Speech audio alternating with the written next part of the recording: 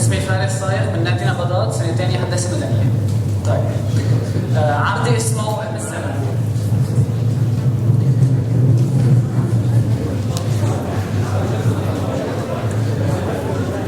طيب في كلمات نحن دائما بنقولها مثل عم بضيع وقتي، الوقت ما عم بيمر بسرعة، بدي زيادة وقت، الوقت عم يطير.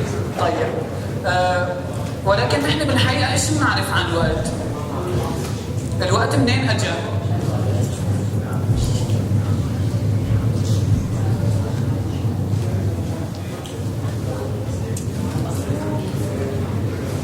طيب هلا في تساؤلات يمكن خيطرة لكثير مننا، انه مثلا الوقت بيمشي هيك ثانية ورا ثانية ثانية ورا ثانية للانهاية ما بيوقف.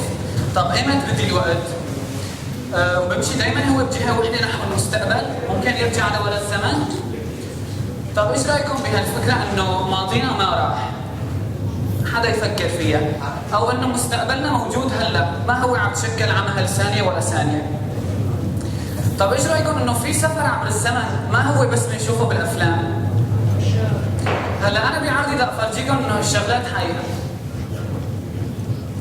فممكن نحن كل شيء مألوف بنعرفه عن الوقت يكون مجرد وهم.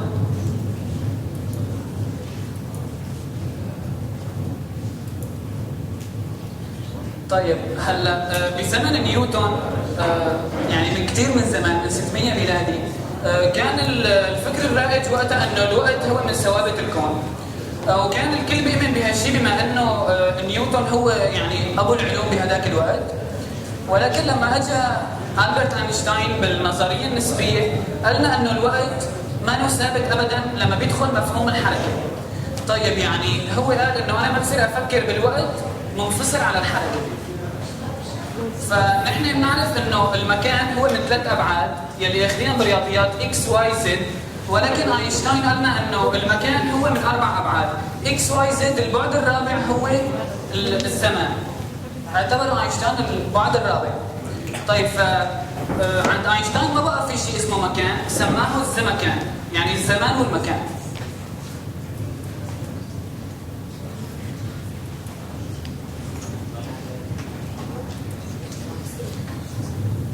طيب هلا بدي تخيلوا معي شيء، انتم هون تحت انا فوق على الستيج، بدي تخيلوا انه انتم هي كلها مركبه فضائيه يلي هي وراح انتم تسافروا وانا اضل هون، تمام؟ طيب هلا بدي نحط ببالنا شغله، انه سرعه الضوء 300 مليون متر بالثانيه، يمكن كثير منا بيعرفها. هلا انتم بدكم تطلعوا بهي المركبه الفضائيه، انا راح اضل هون اراقبكم. طلعتوا وانا قلت لكم امشوا بنص سرعه الضوء، طلعتوا بهالمركبه وصلتوا لمحل معين، انا شفت شيء غريب عندكم. شفت انه المركبه حجمها عم يتقلص وكتلتها عم بتزيد.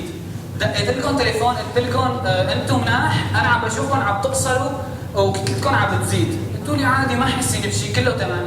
قلت لكم طيب كنتوا عم تمشوا بنص سرعه الضوء، امشوا ب 90% من سرعه الضوء.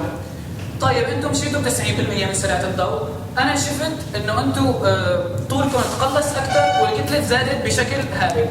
انا رجعت دقيت لكم قلت لكم في شيء مو طبيعي عم بصير، 4 شهور عم براقبكم انتم على هالحاله عم تضلوا تقصروا. قلتوا لي هنا 4 شهور، نحن صار لنا يومين بس مسافرين. طيب فعليا انتم سافرتوا عبر الزمن، هذا الشيء ممكن، هذا الشيء صار معكم. طيب هلا بدي تفهموا معي هالفكره. بدنا هون نشكل مرايتين على شكل اسطوانه، القطعه الزرقاء فوق مرايه والقطعه تحت مرايه. هلا هي النقطه الحمراء بيناتهم هي الضوء عم بينعكس على مرايتين، عم بيطلع وبينزل. طيب هلا المسافه بين المرايتين هي 300 مليون متر، يعني الضوء بس دقر مرايه وراح على المرايه الثانيه بيكون قطع ثانيه واحده، تمام؟ طيب هلا بدنا نعتبر انه في مراقب جوا بده يراقب. قاعد جوا عم بيشوف الضوء عم بيطلع لفوق بنزل لتحت، بيطلع لفوق بنزل لتحت، كل ثانيه بينتقل من هالمرايه لهالمرايه، تمام؟ طيب هلا بدنا نشوف ايش رح يصير لما هي المرايه بدها تتحرك بسرعه معينه.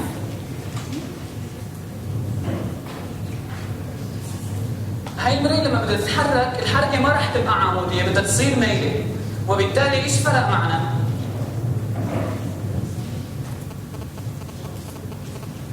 طيب انا الثانيه كان عندي هيك طوله الخضراء لما كانت الحركه عموديه، ولكن لما صارت الحركه ميله الثانيه صارت اطول، مثل ما صار معكم لما انتم بالمركبه، وبالتالي انتم كان الزمن عندكم بالمركبه اطول من الزمن عندي، يعني انا بتمر عندي ساعه، انتم بتمر عندكم نص ساعه، عندكم الزمن اقصر لانه الثانيه طولت. طيب هلا ايش راح يصير لما بدنا نزيد السرعه اكثر؟ لما سويتوا السرعه 90% من سرعه الضوء، الثانيه بدها تطول اكثر، فبالتالي راح يصير الزمن كثير بطيء. هلا بدنا نشوف الفيديو، هو راح يوضح لنا اكثر. هاي المرايتين وهي الضوء اللي عم بينعكس. طيب هاي المركبه اللي طلعتوا فيها وهي الضوء فوق. هاي بحاله السكون. هلا بدنا نشوف ايش راح يصير لما المركبه عم تتحرك. طيب بنلاحظ انه الضوء صار يتحرك بشكل مائل. هي الثانيه صار طولها دبل. فبالتالي انتم عم تحركوا الطول عندكم اكثر. طيب هلا هون لما سرعتوا انتم اكثر، لاحظوا الثانيه عم تطول اكثر، الزمن عندكم صار كثير بطيء، الثانيه اطول بكثير. هلا هون لما سرعنا كثير، هون وصلنا لسرعه هائله، لحتى ما نوصل لسرعه الضوء عندها الوقت بيوقف، بيعود ما في زمان عند سرعه الضوء. ولكن هذا الشيء غير ممكن، ما في شيء اسرع من الضوء او بيوصل لسرعه الضوء. طيب هلا نحن كل الطيارات وكل السيارات اللي بالدنيا موجوده هي بتتحرك بسرعه ابطا من سرعه الضوء. طيب قلت لكم لما بنوصل لسرعه الضوء الزمن بده يوقف. طيب ايش بيصير اذا تقدمنا اكثر من سرعه الضوء؟ الزمن راح يتحرك للماضي، الزمن راح يتحرك بشكل سلبي لورا، ولكن هالشيء مو ممكن، ولكن موجود. طيب هذا الشيء وين موجود؟ موجود بالثقب الاسود. نحن سمعانين بالثقب الاسود، بيبلع كواكب، بيبلع اي شيء، بيبلع مجرات، اي شيء بلعه الثقب الاسود بيخليه يتحرك بسرعه الضوء، وبالتالي جوات الثقب الاسود ما في زمن.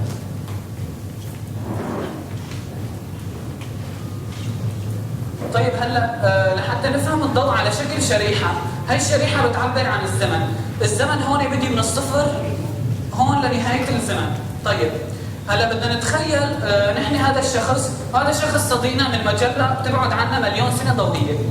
طيب هذا الشخص هو نحن، تمام؟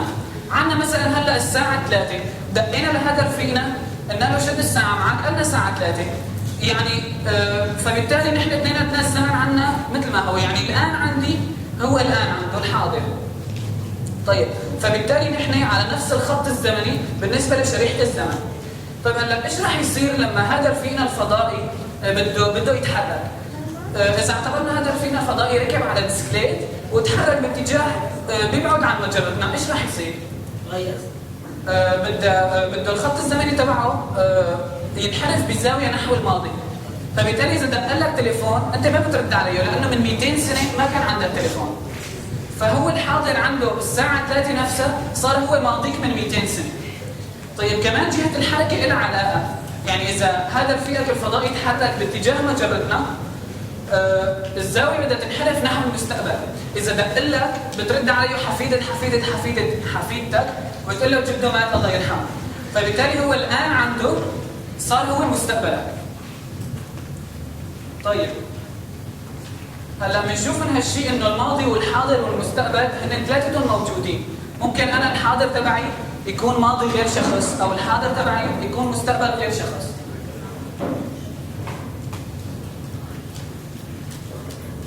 طيب فبالتالي كلياتهم موجودين.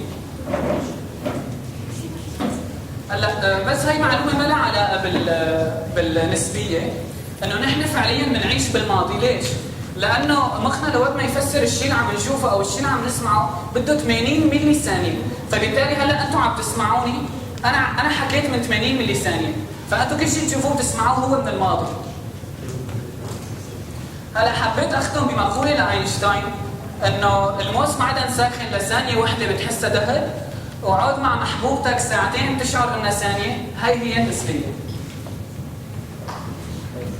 هلا بس انا بقي معي 28 ثانيه من العرض. هلا انتم يكون لساتكم بالمركبه، رح ترجعوا تشوفوني انا ختيار، وانا هلا بقيان معي 18 ثانيه. ميرسي لكم.